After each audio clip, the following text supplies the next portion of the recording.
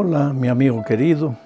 Todavía estamos de pandemia, pero en medio de todas las cosas malas que nos suceden, pérdida de empleo, crisis financiera, muerte, enfermedad y todo, también estamos viendo huracanes, volcanes que erupcionan, terremotos por todos lados, guerras, rumores de guerra, en fin. Hay cosas buenas. El pueblo se está volviendo a Dios cada vez más. Yo veo en todos los lugares por donde voy, hay un reavivamiento en el pueblo de Dios. La iglesia no se detiene, la iglesia avanza. Hay espíritu de solidaridad. Yo tengo una nieta que el otro día, en la hora del almuerzo, el sábado, dice, yo tengo que salir, porque el almuerzo demoró un poco. Dice, tengo que visitar personas, tengo que llevar alimentos para las personas. Interesante. En medio del dolor, de la penumbra, hay espíritu de solidaridad. Y todos los jovencitos de la iglesia estaban yendo en esa campaña para distribuir alimentos. Hay cosas buenas.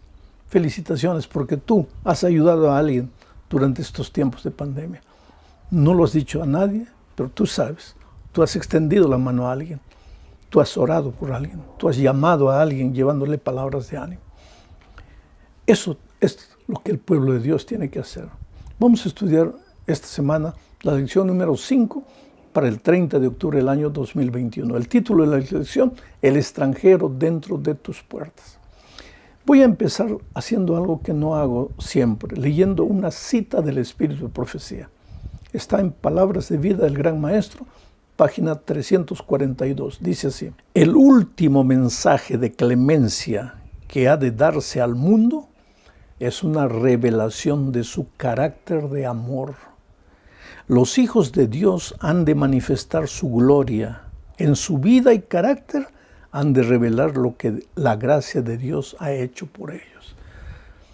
El último mensaje de advertencia al mundo. El último pregón del Evangelio. El Evangelio eterno. El mensaje del tercer ángel. La verdad presente que el pueblo, el mundo está necesitando hoy. No es un mensaje de palabra, no es un mensaje de teoría, no es ni siquiera un mensaje doctrinal, aunque necesitamos enseñar la doctrina, porque la doctrina son los caminos por donde Dios quiere que andemos. Pero el último mensaje de clemencia al mundo es una revelación del carácter de Dios. El carácter de Dios tiene que verse en la vida de cada hijo. Quiere decir, la religión no puede ser algo exterior. La religión tiene que ser algo interior, que se traduce para lo exterior. Pero cuando estamos preocupados solo en mostrar una cara bonita, un rostro bonito al mundo, y nos olvidamos de vivir el Evangelio dentro de nosotros, de tener el carácter de Dios en nuestro corazón, ahí estamos mal. Me impresiona la última parte, dice que el pueblo de Dios en su vida y carácter han de revelar lo que la gracia de Dios ha hecho en tu vida. ¿Qué es lo que la gracia de Dios ha hecho en tu vida? ¿Ha cambiado tu carácter? ¿Eras un hombre violento, ahora eres un hombre amoroso? ¿O simplemente has aprendido a guardar el sábado y nada más? ¿Ah? ¿Qué es lo que la obra de Dios ha hecho en tu corazón, en tu vida? ¿Ah? El otro día alguien me decía, yo no sé por qué mi esposa, mis hijos no se convierten si ya les he enseñado toda la verdad bíblica. Y un día, circunstancialmente, hablando con uno de los hijos, dice, pero es que mi papá es un gruñón, es un hombre terrible, un hombre que agrede a mi mamá, que agrede a los hijos. Entonces, ¿quién va a creer en ese tipo de evangelio? Esto es el asunto de la lección de esta semana, que el evangelio de la verdad presente, que tiene el amor de Dios como centro, que se revela en el carácter de los hijos de Dios. Ese mensaje también estaba en el libro de Deuteronomio. Por eso leo lo que dice Deuteronomio capítulo 10, versículo 16. Circuncidad pues el prepucio de vuestro corazón y no endurezcáis más vuestra cerviz. Circuncidáis vuestro corazón. Tú sabes que la circuncisión era una evidencia del pacto que Dios había hecho con el ser humano. ¿En qué consistía el pacto? Tú no eres nada, no puedes nada, tú lo has perdido todo por tu propia voluntad. Pero yo te salvo, yo lo hago todo por ti, sin que tú pagues nada, sin que tú hagas nada. Y el tercer ítem, ahora anda en mis caminos, sigue mis consejos, obedece mis instrucciones. Y la circuncisión era una especie de señal de ese pacto. Muchos preguntan qué es la circuncisión. Era una marca que se colocaba en el órgano sexual masculino.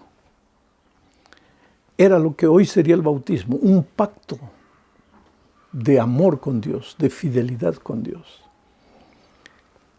Se circuncidaba al varón israelita como evidencia de que él pertenecía a Dios. Y tú me vas a preguntar, ¿y por qué las mujeres no eran circuncidadas? Porque en la cultura de aquellos tiempos, que era la cultura patriarcal, el hombre representaba a la familia. Entonces, cuando el hombre era circuncidado, la familia era circuncidada.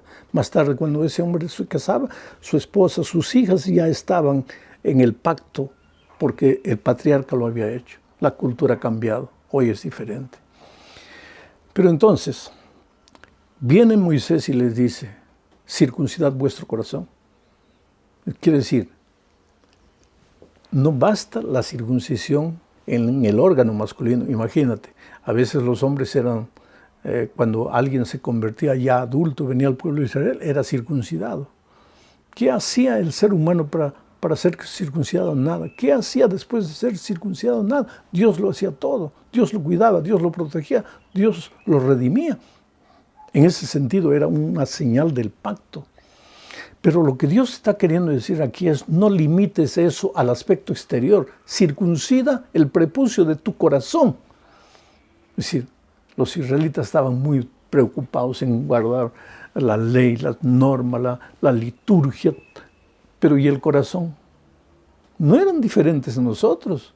Muy preocupados con las exterioridades y no se preocupaban con el corazón. Y entonces el mensaje del tercer ángel, la verdad presente, que ya estaba en Deuteronomio, decía, yo quiero que salgas de las cosas exteriores y te preocupes por las cosas interiores, para que las exteriores sean un resultado natural de las cosas interiores. Vamos a la segunda parte. Amaréis al extranjero. Ahora, si tu corazón ha cambiado, si tu vida es una revelación del carácter de Dios, entonces tienes que amar al extranjero. Porque el egoísmo puede ser individual y puede ser colectivo. Es decir, yo me amo a mí y amo a mi familia. Pero yo, como peruano, amo al Perú y amo a los peruanos. Y yo, como sudamericano, amo a Sudamérica y a los sudamericanos. Yo, como adventista, amo a los adventistas. Y ahora viene Dios y dice, no, Señor. Tu amor no tiene límite. Tu amor tiene que ser entregado a tu prójimo. ¿Y quién es tu prójimo? El que está cerca de ti. No interesa el color de su piel, no interesa la manera como él cree, como él piensa, no interesa de qué país viene, qué idioma habla. Tienes que amar al que está cerca de ti, tienes que protegerlo, tienes que ayudarlo. Especialmente los extranjeros, generalmente van a una tierra extraña. Yo agradezco al Brasil de una manera extraordinaria, porque yo soy extranjero en este país. Yo llegué hace muchos años sin hablar una palabra de portugués al Brasil. Y aquí los brasileños me amaron, me aceptaron, me recibieron, me abrieron el corazón. Hoy día, por ejemplo, nosotros vemos inmigrantes de algunos países ahí, musulmanos, saliendo de su país, solo con la ropa en el cuerpo, sin nada, llegando a un país extranjero. ¿Cómo recibimos a esas personas? ¿Cómo recibimos? ¿Cuál es nuestra actitud para con relación a esas personas? Quiere decir que si el Evangelio en ti no es solamente teoría, no es solamente doctrina, si Cristo se revela en tu carácter, entonces pues tienes que extender la mano al necesitado, al carente, al prójimo, al extranjero, sin importarte con nada, simplemente porque la persona está a tu lado y necesita de ti. Esto es interesantísimo, querido.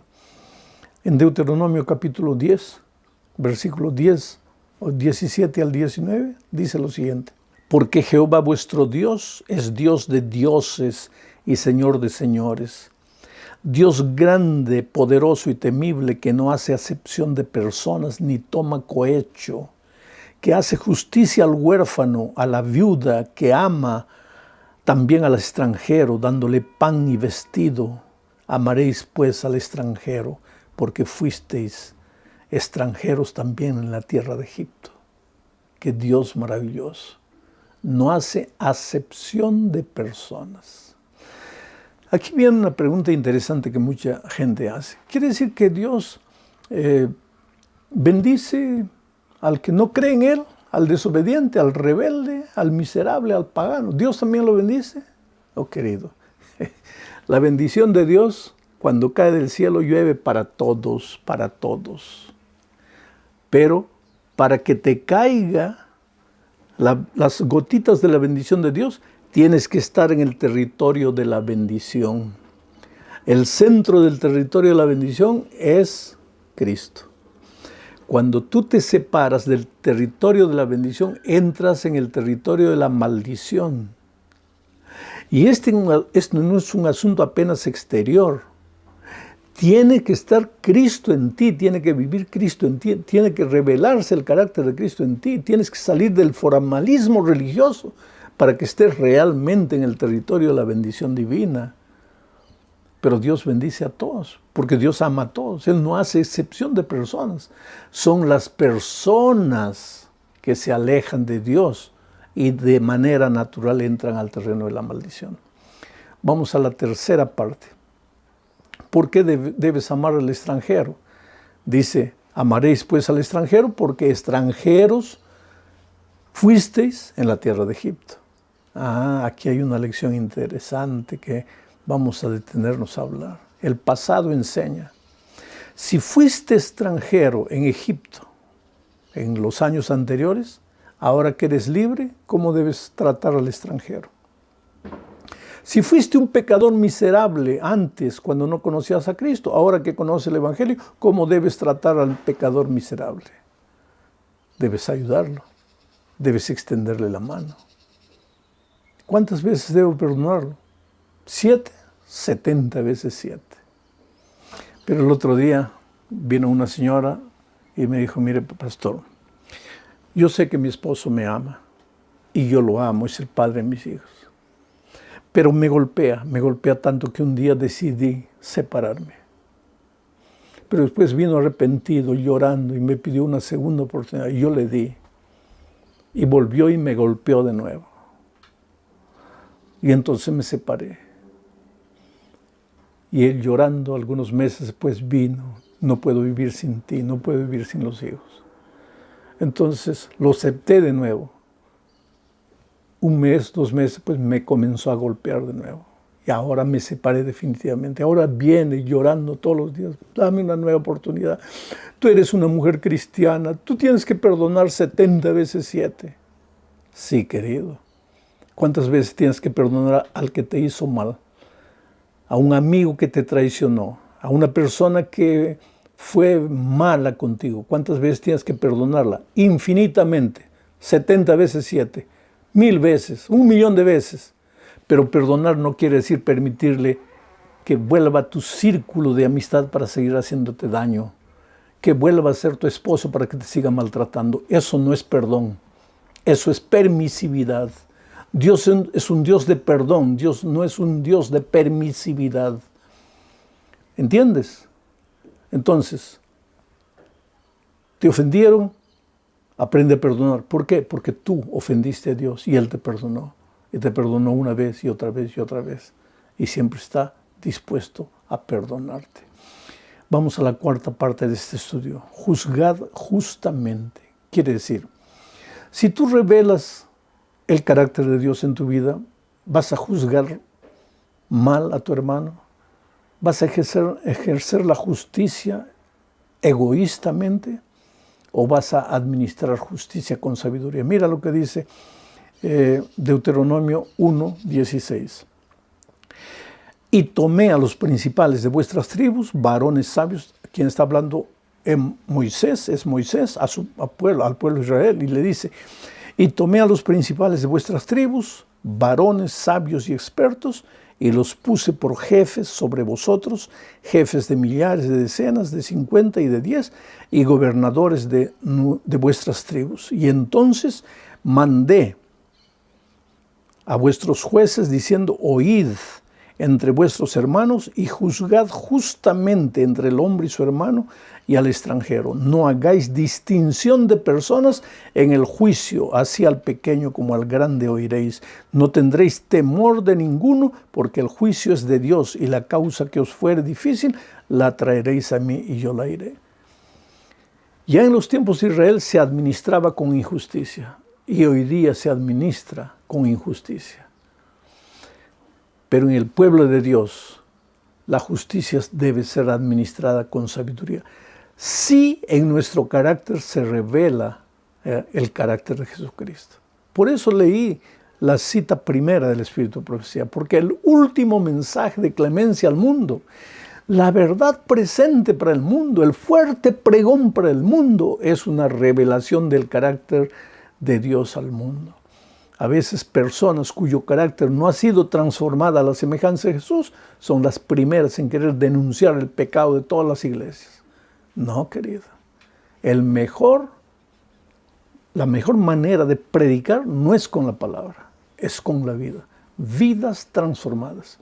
Gente humilde, gente mansa, gente que refleje el carácter de Jesucristo. Yo, como pastor, muchas veces tuve momentos difíciles en mi vida y también necesité de consejo. Había un pastor que ya falleció y cada vez que yo hablaba con él, me parecía que yo estaba hablando con Jesús. Qué manera dulce de hablar, mansa. Y un día le pregunté: pastor, ¿cuál es el secreto para ser como usted es? Él me dice: hijo, yo no sé. Le dije: ¿cuánto tiempo usted pasa a solas con Dios? Y él me dijo: no sé, hijo, ahora que estoy jubilado, unas 5 o 6 horas orando, estudiando la Biblia. Cuando trabajaba era menos, pero pasaba más 2 o 3 horas por día con Dios. Ahora entiendo. En esa convivencia, el carácter de Jesús se reprodujo en la vida de ese hombre. Y tú sabes que yo hoy día puedo ver pastores, compañeros de trabajo, hermanos de la iglesia, que son hombres, mujeres de Dios. Se ve que esa gente pasa tiempo con Dios. ¿Y por qué se ve? Porque se revela en sus palabras, en sus actitudes, en su manera de ser. ¿Los miembros de la iglesia administran con justicia? ¿Los líderes de la iglesia administran con justicia? Va a depender si son hombres y mujeres de Dios o no, si reflejan el carácter de Dios o no. Llegamos a la parte final del estudio hablando también de nuestras actitudes para el mundo, que debemos vivir una religión pura como resultado del carácter de Jesús en nuestro corazón. Son consejos varios. Leo Deuteronomio 24, 10 al 15. Dice: no des a tu prójimo algo en préstamo. No entres en su casa para recibir algo en prenda. Quédate afuera y deja que el hombre a quien hiciste el préstamo sea quien te entregue la prenda. Si ese hombre es pobre, no retendrá su prenda durante la noche, sino que sin falta se la devolverás al ponerse el sol. Así él podrá dormir con su ropa y te bendecirá, y delante del Señor tu Dios se te contará como un acto de justicia. No oprimas al jornalero pobre y menesteroso, ya sea este uno de tus compatriotas o algún extranjero de los que habitan en tu tierra y dentro de tus ciudades. Le pagarás su jornal el mismo día, antes de que se ponga el sol, pues ese hombre es pobre y necesita su paga para vivir. De lo contrario, pedirá ayuda al Señor y esto será un pecado en tu contra. Aquí hay lecciones para sacudirnos, querido. El préstamo, la prenda, era costumbre de esos tiempos. Hoy también existe, pero en esos tiempos era frecuente. Una persona necesitada iba, pedía dinero y dejaba como prenda algo. ¿Y qué le dice Dios al pueblo? Si alguien te deja algo en prenda porque le has prestado dinero, cuando no te pague y tú vayas, no entres a la casa y le digas, me estás debiendo dinero, aquí está tu prenda, dame el dinero, haciéndole pasar vergüenza delante de la gente. No, no, no, no. Espera que él salga y cuando está solo contigo, habla con esa persona. ¡Qué cortés es Dios! ¡Qué maravilloso! ¿Por qué te hago pasar vergüenza? ¿Por qué tengo que hacerte pasar vergüenza en público?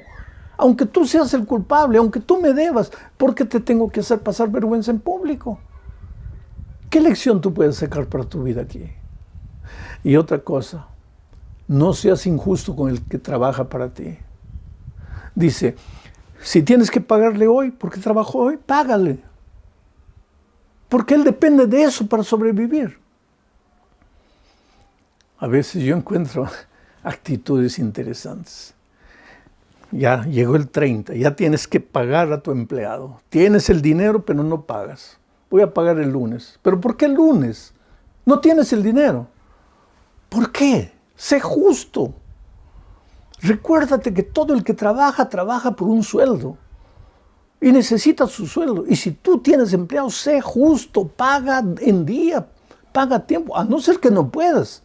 Entonces reúne a los trabajadores, explícales la situación. Pero no que tengas dinero guardado y seas injusto con el trabajador. Y si tienes que pasar, tu trabajador tiene que pasar hambre, pues que pase hambre tu familia también, todos juntos. Pero tú no puedes abusar del carente, del necesitado, del que te dio su vida durante una semana para trabajar para ti. Ahora, querido, esto no es que tú no puedes, tú puedes. No, esto se trata de carácter. Si Jesús vive en ti, pues tú vas a tratar a las personas como Jesús las trataría. Oh, mis amados, ¿saben lo que en resumen todo esto nos enseña? Que en el tiempo del fin tendremos que mostrar a Dios en nuestro carácter.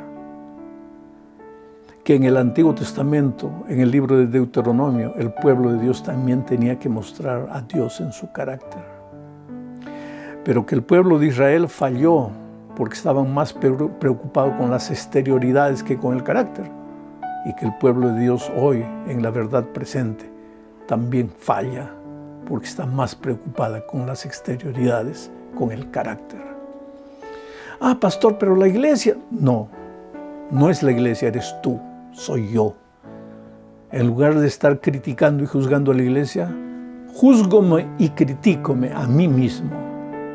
Me miro en el espejo de la realidad para ver dónde están los errores de mi vida y qué cosas tengo que corregir. Que Dios te bendiga.